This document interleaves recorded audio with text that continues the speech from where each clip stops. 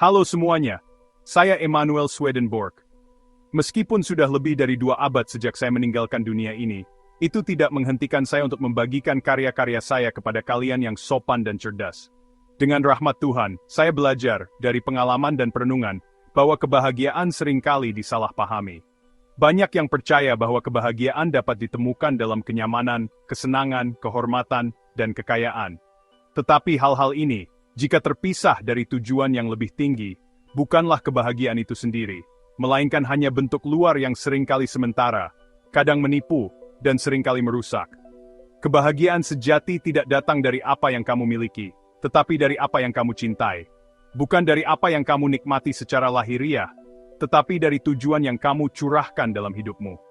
Karena cinta adalah kehidupan manusia, dan kebahagiaan adalah perasaan yang menyertainya ketika cinta itu diarahkan dengan benar. Kita diciptakan untuk menjadi gambaran surga, untuk menerima kehidupan dari Tuhan, dan mengembalikannya melalui pelayanan yang berguna. Kebahagiaan, oleh karena itu, bukanlah hadiah acak, dan tidak dapat dipaksakan hanya dengan kekuatan kemauan.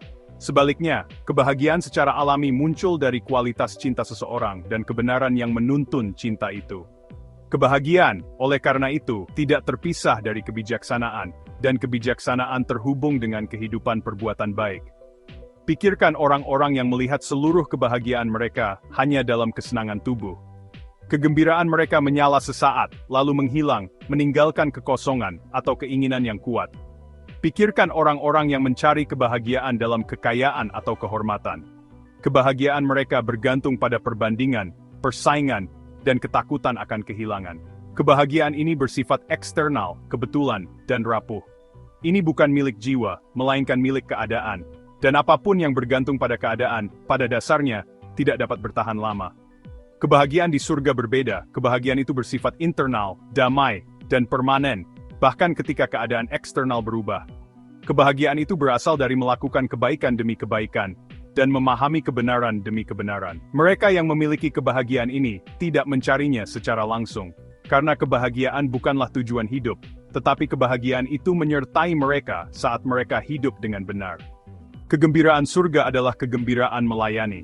Para malaikat tidak malas atau menyukai istirahat yang tidak bertujuan. Kebahagiaan mereka terletak pada melayani Tuhan dari cinta dan kedekatan. Setiap malaikat menikmati kebahagiaan sesuai dengan keunggulan dan kesetiaan pelayanan yang dipercayakan kepada mereka. Dan saat mereka melakukan tugas-tugas mereka, kegembiraan memenuhi hati mereka, seperti kehangatan dan cahaya matahari di dunia. Kebahagiaan, oleh karena itu, berbanding lurus dengan keselarasan dengan Tuhan. Tuhan sendiri adalah kebaikan dan kebenaran, dan dimanapun dia diterima, disitulah ada surga. Ketika seseorang hidup sesuai dengan tatanan ilahi, mengakui dan menolak kejahatan sebagai dosa, dan melakukan kebaikan sesuai dengan perintah Tuhan, surga mulai masuk ke dalam dirinya saat dia masih hidup di bumi. Kebahagiaan surga dimulai dengan niat dan pilihan dalam kehidupan sehari-hari. Dan jangan berpikir bahwa kebahagiaan ini sulit atau membosankan. Sebaliknya, kebahagiaan ini jauh melebihi semua kesenangan duniawi dalam kedalaman dan kemurniannya. Kesenangan duniawi, ketika dimurnikan dan tunduk pada tujuan spiritual, tidak hilang, melainkan ditingkatkan. Kesenangan itu menjadi sarana untuk jenis kegembiraan yang lebih tinggi. Jadi, jika kamu mencari kebahagiaan sejati, jangan melihat keadaanmu, melainkan cintamu. Jangan melihat apa yang kamu terima dari hidup, melainkan apa yang kamu berikan. Jangan bertanya pada dirimu sendiri, apa yang akan membuatku bahagia, melainkan, kebaikan apa yang aku dipanggil untuk layani.